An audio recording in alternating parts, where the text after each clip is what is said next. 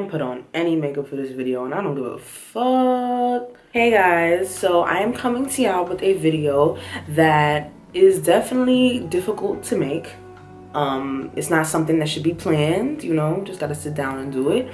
And that's what I did. I turned on the camera and I was like, I'm going to tackle this problem. I'm going to tackle this topic and really start a discussion about it, because this is something I think that is really important and that a lot of girls and guys too have problem with identifying with. And the topic at hand is identifying with Black beauty.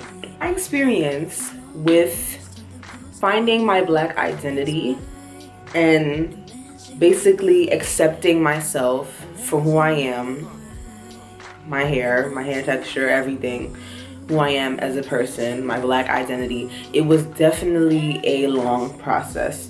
I went through a phase where I never really knew myself like that. And when you don't know yourself, you do a lot of dumb shit. You do a lot of dumb shit. You encounter people and you try to kind of mimic what other people are doing, and through that try to find what is your middle ground. And it took a lot of that for me to, a lot of trial and error for me to realize who I am. I definitely recommend this all the time, and I would say this to every Black girl I meet.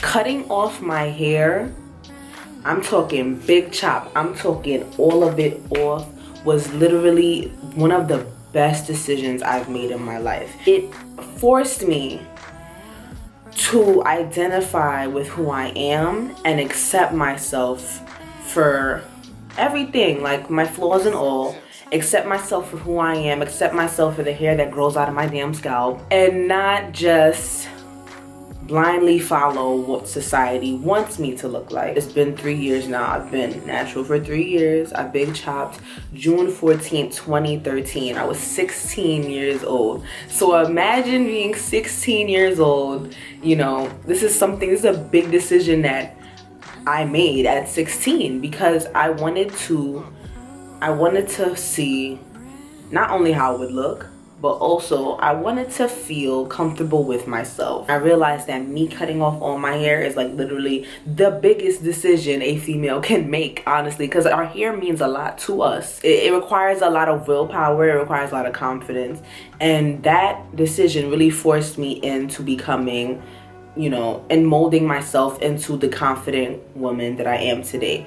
I would encourage any Black girl to do that, because it shows you that you are not the hair that grows in your scalp, and also tells society, kind of puts a middle finger up to society, like, listen, this is the hair that grows out of my scalp. I'm not about to let you tell me what kind of hair I should have, because why can't I just be accepted for the hair I have? Because of course society tells the Black girl that your hair has to be straight and it has to fit the European standard, but who's to say that my hair can't be beautiful or look beautiful in society just because I have tightly coiled, curly, nappy hair? I don't like saying nappy, but let's just say nappy, really coarse hair that, you know, just can't be combed straight or brushed out with a brush, something that requires more care and is more delicate and easy to break and more dry.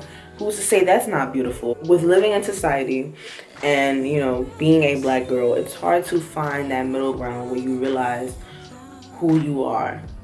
It's hard to find. It's even hard for me to talk about it, because this is something that I think that everyone has to go through, and to explain it is even more difficult. Being a Black girl in society is hard because you live in a society that tells you that who you are isn't beautiful. So when you try to find yourself and you try to identify with yourself, it's difficult because you don't know what you're identifying with, because what you're trying to show the world is what they want you to look like. Breaking those barriers and taking those extra steps to finding your Blackness is definitely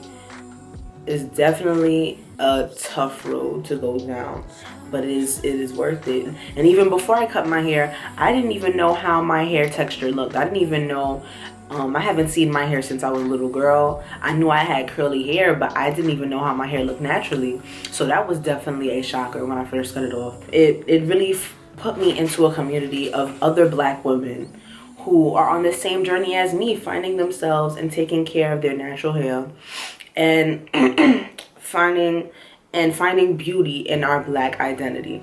I think as a Black community, we need to be open to having this discussion more, and really from young, telling our young boys and girls that they're beautiful, and that the hair that grows out of their head is beautiful, and that their skin tone, everything, their complexion, everything about them is beautiful. With finding your Black identity and with being able to be comfortable with who you are as a Black woman, as a Black male, that is one of the strongest things we can do as a race, because not only it makes us stronger and it doesn't divide us.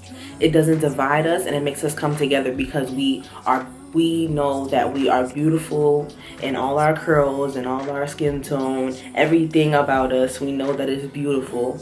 And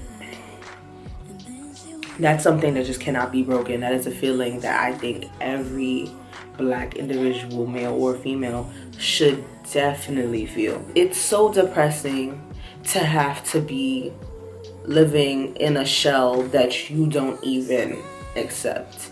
Because we get one life, you only get one body. You might as well love what it comes with. I love my Blackness. I love being a Black girl.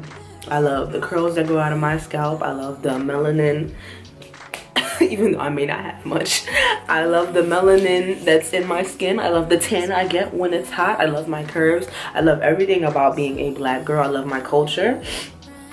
And I hope that as a community we can become even more accepting of our features that were blessed upon us, because it's beautiful and we are beautiful. And not only my Black is beautiful, I want you guys to know that your Black is beautiful, and we shouldn't let anybody tell us different.